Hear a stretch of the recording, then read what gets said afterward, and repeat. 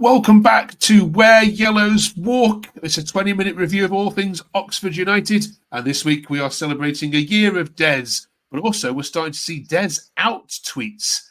Not good that. We'll get these three views on all of that. Christmas fixtures are being previewed, of course. What's Oxford's run look like? Who's out of contract in June? And it's the FA Cup third round. So we're asking these guys, if they could care less, of course, who would they love for Oxford to draw when that draw is made next week. Welcome back, Connor, Sam, and of course, Robin, to the quickest and most comprehensive 20 minutes of Oxford United chat. Connor, we won't dwell on the Middlesbrough game too much because it's done and dusted, and I'm sure by the time this goes out, you will already be heavy into the midweek game. But what were the positives from the Middlesbrough result? Greg Lee. That was probably about it. No, to be honest, I thought that we didn't play too bad, but it was just Middlesbrough were just light years ahead. So there's not really much we can do. As a fan base, we knew going into the season that a battering or two was going to come our way. And we could see for the past 10 games or so that something was coming. And hopefully we've got the first one out of the way. And the lads will be right at it for when we play Sheffield United next, which will be another tough game right after you've just had one of the informed teams in the league. Is that our second battering that we're due? Probably, yeah. Yeah, probably. To be fair, you've not been battered, have you? You've been in every game, haven't you, up to that one? And actually did score first, didn't you? And could have actually gone 2-1 up had it not been for the goalkeeper. There were some positives which Ryan spotted. If you agree with them, Goodrum on corners. Scarlett should now start players back with some game time. That was the three that he could come up with. Robin, any more to add to that list, or do you disagree with anything that Ryan's saying there? Fully agree with all of those. You know, Volks has been on corners and every single one has been utterly terrible. And the free kicks, his crossing is woeful. You put Tyler on a corner, we get a goal from it. There we go. And Scarlett definitely needs to be starting. Harris is a former shade of himself at the moment, and Scarlett's is hitting the back of the net. So needs to start. All right, good. During the international break, of course, Sam, we celebrated 1 year of Des being in charge. I can't believe that there are Oxford fans that are actually putting into writing that they want him out. Why are we reading that? I'll put it this way, Mark. It's the exact same people that when results got tough in December last season said get him out. It's the exact same people that when we lost 5-0 to Bolton said get him out. You know, these people that kind of, I think after 5 years of Carl Robinson, they, you know, any small kind of any rough patch we hit, they go, oh, you know, the only result is sack the manager. Absolutely ridiculous. Des, much like John Mousinho, if both sides are relegated, both managers should keep their jobs, because getting them into this league, you know, that was a massive achievement. That's what they were brought in to do. And honestly, anybody that's calling for Dez Buckingham to go is ridiculous in my view. Well said. Jack says, I can't believe I'm seeing Dez Out tweets. It's embarrassing. We could finish 24th and be relegated comfortably, and it would still be madness to sack him. Let's just remember where we were even a year ago. And I can see you all nodding your heads to that. Connor, do you subscribe completely to that? Yeah, viewpoint? Absolutely. Yeah, Des Out tweets are ridiculous. It's 1 year in charge, as we said, Robin. What's been your favourite memory? Was it the playoff final? Yeah, it has to be. Seeing him look around the stadium of all the Oxford fans, emotional. It was special. It really was. And to do that in such little time that he had was also phenomenal. Yeah, absolutely. When I think somebody put what's your favourite Des memory out, and there was a few other fans came on saying making Thogden cry at Wembley or something like that. Which we shouldn't laugh at, should we? All right, here's some more takes on the game then, Sam. This one was from Brad, who said, what I will say on today is 3 at the back with 3 of the slowest players on the pitch was a bold move. They got rinsed all game. How Harris still starts, I have no idea. I don't want to keep coming back to that point, but it's very repetitive on here when Scarlett is regularly blagging goals. Good to see Plachetta, Phillips and Brannigan back again. What would you make of Brad's point about the 3 at the back? It's been ironic, I know, but the thing is about the back 3 is that we're using the centre halves that we've got available. It was definitely a case, I've said it to you time and time again, Mark, that Elliot Moore, his one weakness is his lack of pace, and Ben Nelson, we know, is now out for 4 months, which is a massive, massive loss. So, we're stuck with, Kieran Brown, Sam Long and Elliot Moore. And don't get me wrong, they've stepped up into the Championship. But other than Kieran, who's probably the quickest of the three, they're always going to get pulled apart when it comes to pace. And the reality is, especially in that back three we saw on Saturday, Greg Lee and Hideo Turnerves were caught far too high at the pitch. And they were getting caught out by Latte Lath and, Ben Doak and all the other quick players that Middlesbrough had. Ridiculously good players. Yeah, exactly. And I just want to add on the Shemi Poheta thing, if I may. I thought he looked really useful. Obviously, Brannigan, we know he'd come back and put in 100%. That's Cam. But I thought Shemi, he looked a lot better in his work rate than he did in 3 games he played before he got injured. He looked like kind of Des Bin is in, but like, look, you need to get involved in the defensive side of the game. And he was getting about, and a very useful player to have, especially when on the right hand side we're lacking for wingers at the minute. Okay. Last one on this game, Connor, I promise, and then we'll you must be sick to the stomach, or six to the stomach, I should say. You were outclassed today, but when you've got defenders like Lee and Long still playing, it's going to be hard, as Sam says. Moore had a stinker.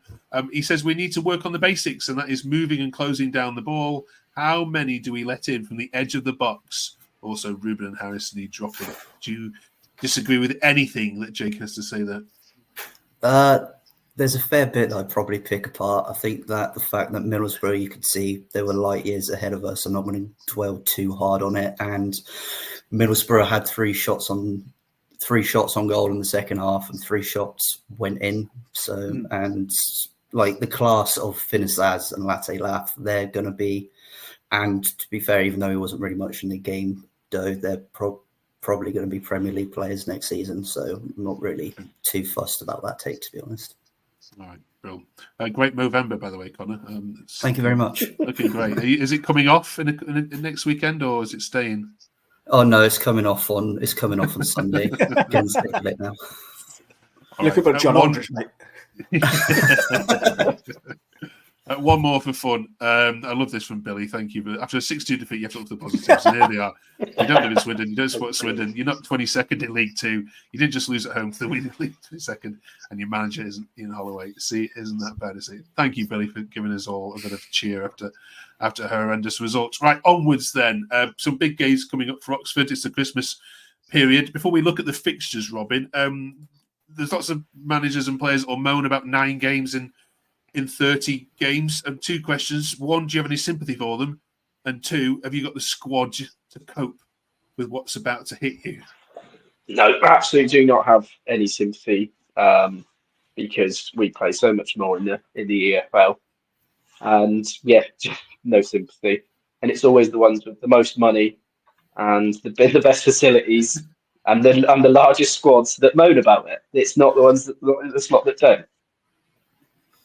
I'm not convinced we do have. If everyone was fully fit, then yes. But right now, I don't think we've got the squad to manage it at the moment. Because if we're rushing the injured players back just to cover, they're going to get injured again. Especially ones that are actually injury prone themselves anyway. Okay, let's have a look at it then, shall we? Yeah. So it starts, as you mentioned, on this Tuesday night. Before obviously that after we've recorded this, and then your home games, I think are all winnable. Millwall, Sheffield Wednesday, Cardiff, and Plymouth. If you look at those 12 points available, Sam, I mean, even some of the away fixtures, Plymouth and QPR. I tell you what, this Christmas period is going to tell us a lot about where you're going to finish, isn't it? It really depends on, because obviously the horrific result on Saturday, it very much depends on kind of how we do on Tuesday night and on Saturday afternoon. 2 games against, 2 top half teams.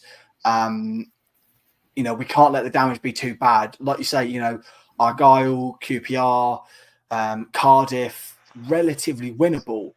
But again, a trip to Ellen Road sandwiched between a game against Sheffield Wednesday and Cardiff.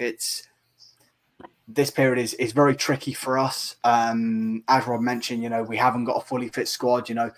Obviously, defensive cover is the main concern at the minute. It looks like for the trip to Bramall Lane, we might possibly have Jordan Thornley back in the squad. Obviously, there's a lot of discourse about Jordan Thornley. Kind of obviously last season was pretty shocking, I think it's fair to say. But I will be interested to see how he fits into this Oxford side, especially in this Christmas period. Because if you look at the way Jordan Thornley played in his final season with Blackpool in the Championship, he's actually pretty useful. I think he's actually their best defender. So maybe it is that kind of step up in division. He'll step up his quality, but no doubt it's going to be an incredibly difficult period of time for this Oxford side. The Blackpool fans said he was their best defender in that last season. We'll be with you every step of the way. If you haven't yet subscribed, we know lots of you have, and there's other great Oxford content you can listen to and watch, but we'd be really grateful for you to press that subscribe button at the bottom of your screen. January transfer window, we'll be starting our discussions on that, Connor, and if you don't yet follow Connor, of course, on at the Talk of the 72, do so, because I know they'll be talking a lot about possible transfer dealings across the footballing world. Connor, here's your list of out-of-contract players in June. So what sort of conversations would you be having with the ones in white here in terms of extensions, presuming that you stay up, of course? Presuming that we stay up, I think that I'll be possibly having a chat with, just in my opinion, I think the only one might be Kieran Brown, and I think I might look at keeping Simon Eastwood on maybe in the coaching stuff. But other than that, I think that a lot of them may go, Kyle. The rest is thank you very much for your time. Yeah, unfortunately with someone like Carl Edwards, I love him to bits. When he comes on, he's been having impacts, but his injury record is not great. And Josh McEachran, he's getting on a bit as well. So, Robin, do you agree? I agree with Kieran Brown. I'd also lob in there Joe Bennett. I know he's getting on a bit, but he's useful experience to have. And this is his first injury with us, I think. So it's not like he's injury prone, not under us anyway. So that might be someone else that is good options left. The rest, I think for me, can all go. And it's a sad one with Carl Edwards because there's such a good player in there. But his injury record is atrocious. Okay. Sam, talk us through the loans. I mean, I don't know whether you'd be managed to get Dane Scarlett on a permanent and how much he would cost you if you were to try, but just would you put offers in for any of those in green? I mean, we've had the conversation before, Mark, that I think Ben Nelson is going to be starting for Leicester next season, regardless of which division they're in. The lad's a joke. Yeah. Dane Scarlett, it will be very interesting to see because, of course, I think it was last time we saw Troy Parrott finally leave Tottenham after he was in that similar kind of bracket as a highly rated young striker. And Malcolm Abui, look, I've got a lot of faith in Malcolm Abui, but I don't think at the minute he's shown enough to kind of get a second loan. I do want to disagree with the chaps on the players we own out of contract. I'd be shocked if Kieran Brown isn't already discussions going on with him. I think it's very much worth keeping Josh McEachran because, he's experienced body. He's the best player on the ball we've got at this football club, in my opinion. And we've seen how the kind of overall midfield play improves when he's in that side. Kyle Edwards, it's a case of, he had no major injuries till he came to us really, and then got, he's not been able to really rebound. I would give him 6 months because I really, really like him. Joe Bennett, it's, I think it is going to be, obviously he's coming back and we'll expect him back February. If Jack Curry starts as explosively as we think he might do, I think that might be Joe Bennett. Goodbye to you. And then in regard to Eastie and Jacob Knightbridge, I'd be absolutely shocked if Simon Eastwood didn't have a contract renewal, as Connor said, in the coaching side. And Jacob Knightbridge, I'm surprised he was only given a 1-year contract, given that when he signed, he acknowledged that he was, going to get a couple of loans before getting an opportunity in the first team. Yeah, I didn't realise it was only one. Seems a strange one. What do you think? Let us know in, of course, the comment section below, like you always do. Thank you very much, all three of you, for that. Before we let you go, it is, of course, FA Cup third round draw next week. Before we get into your dream ties. Do any of you care about the FA Cup this season? Would you just like to exit it as soon as possible? I think it's just a Tough good one. chance for some of the young players to get a run out, isn't it? Like, if Marcelino Ferdinand, or some of the, Louis Griffith and Leo Snowden, if they've not been given chances up until this point, it's a good chance to kind of give them a run out and get some minutes in their legs. Yeah, I mean, our QPR fans just get us away to Chelsea, and we'll lose 2-0 and be out of it, and then focus on the league. That's the point. All right, then let's sort the balls out for you, then, Connor. You can have any tie, home or away, against any team that's currently left in it or will be joining it. Who do you want? The obvious one would be Swindon Town away, so that we can humiliate them at the county ground for one last time. But the sensible answer would be I'd like to go to Goodison Park before they move into the new stadium. That's one that's been on my list, and it's one of the last old proper grounds. So it's one I'd like to go to. You're going to get me emotional, Connor. Don't. Yeah, Robin. Swindon, obvious one, but my best mate's a Gooner as well, so I'd quite like to go to the Emirates. And Goodison would be good because we'd probably win. You might do, actually. Just might, you would. You see Mark Harris now, 90th minute, smashing it in on the Gladys Street end. He does. He only scores in transfer windows. Remember that? Or Brannigan, the former Liverpool man, scoring at Goodison. There's a couple. Obviously, get Scum and then batter them again. Send them back into to National League with a loss in the 84-20 derby. I'd like to play Reading again because we haven't beaten them in 20 years at this point. I think that'd be quite fun. But Goodison is another one of those. I'm not just saying it because you're here, Mark. I've always liked Everton's football club. Goodison Park is a proper old ground that I would like to do an away trip there. So if we get, should we say Scum in the next round, and then when we beat them, we'll go and play Everton at Goodison. Okay. All right. Thank you very much. But let's manifest it then. We want Everton versus Oxford United in the third round of the FA Cup. Let's go for that. Or Arsenal to keep Robin and his mate happy. Right. Thank you very much for that. Enjoy your games then this week. We'll keep our fingers crossed for your trip to Bramall Lane. Hopefully it's not a cricket score. And then we'll catch you, of course, this time next week to review it all. Good looking at Millwall, of course, as well. See you next week. Have a great week.